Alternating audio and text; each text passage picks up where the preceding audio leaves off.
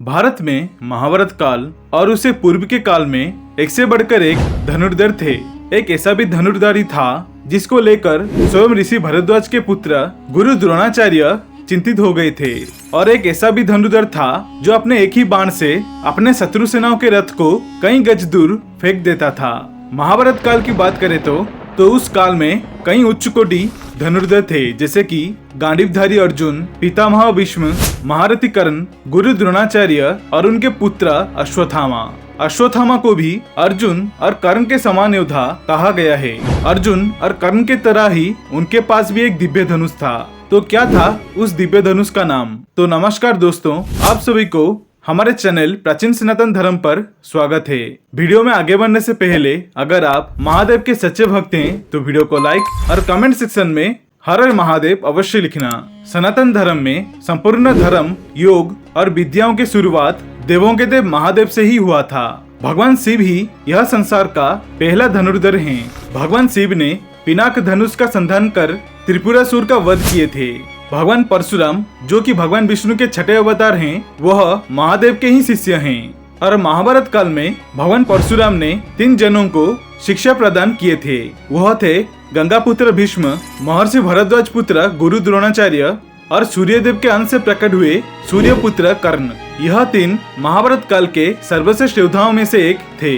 परंतु इनके अतिरिक्त अश्वत्थामा एक ऐसा योद्धा थे जिन्हें महाभारत काल के एक महान धनुर्धर के रूप में दर्शाया गया है।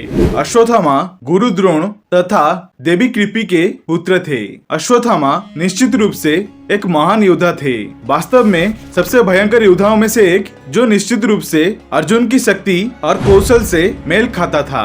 अश्वत्थामा के पास लगभग सभी दिव्यास्त्रों का ज्ञान था। मन, वायु या घास के पत्ते जैसे छोटी वस्तुओं के माध्यम से घातक दिव्यास्त्र हथियारों को आमंत्रित करने की क्षमता उनके पास था। युधिष्ठिर, भीम, सत्यकी और दुष्टदुम्न को कई बार महाभारत की युद्ध में हराए थे। वह एकमात्र योद्धा थे जिन्होंने घटोत्कच की राक्षस के सेनाओं का सामना किए थे।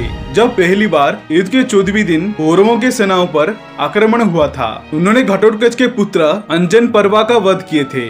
घटोत्कच से युद्ध करते हुए 1 लाख पांडव योद्धाओं को मार डाले। अश्वत्थामा एकमात्र ऐसे योद्धा थे जिन्होंने विराट युद्ध में अर्जुन को बराबरी का टक्कर दिए थे। यहाँ तक कि उन्होंने साधारण धनुष से ही अर्जुन के गांडीव धनुष के डोरी को काट दिए थे। वह युद्ध में अर्जुन ने महारथी कर्ण, पितामह भीष्म, गुरु द्रोण, यह तीनों महान योद्धाओं को परास्त कर दिए थे। केवल एकमात्र अश्वत्थामा ही थे जिन्होंने उनको बराबरी का टक्कर दिए थे। अंततः अश्वत्थामा के पास तीर समाप्त होने के कारण उन्हें पीछे हटना पड़ा था। अश्वत्थामा को उनके पिता द्रोणाचार्य ने महर्षि अंगिरस से प्राप्त अंगिरस धनुष प्रदान किए थे। अंगिरस धनुष एक ऐसा धनुष था जिसे सामान्य धनुष से सहस्त्र गुना शक्तिशाली माना जाता है। भगवान विष्णु का सारंग धनुष जैसा समान शक्तियाँ यह दिव्य धनुष में समाहित थी। पिता द्रोणाचार्य ने उन्हें धनुर्विद्या का ज्ञान प्रदान किए थे। द्रोण ने अश्वत्थामा को धनुर्विद्या के सारे रहस्य बता दिए थे। अश्वत्थामा के पास कई दिव्यास्त्र थे, जैसे कि अग्नेयास्त्र, वर्णास्त्र, प्रजन्य अस्त्र, वायव्य अस्त्र, ब्रह्मास्त्र, नारायण अस्त्र, ब्रह्मशिर अस्त्र आदि। यह सभी अस्त्र उनके पास था। नारायण अस्त्र एक ऐसा अस्त्र था जिसका ज्ञान केवल गुरु द्रोण के पास ही था, जिसे उन्होंने उनके किसी अन्य शिष्यों को नहीं दिए थे। वह एक विनाशक अस्त्र था। उसका प्रयोग अश्वत्थामा ने महाभारत के 14 दिन के युद्ध में किए थे, जिसके बाद 5 पांडवों समेत सारी पांडव सेना को हारना पड़ा था।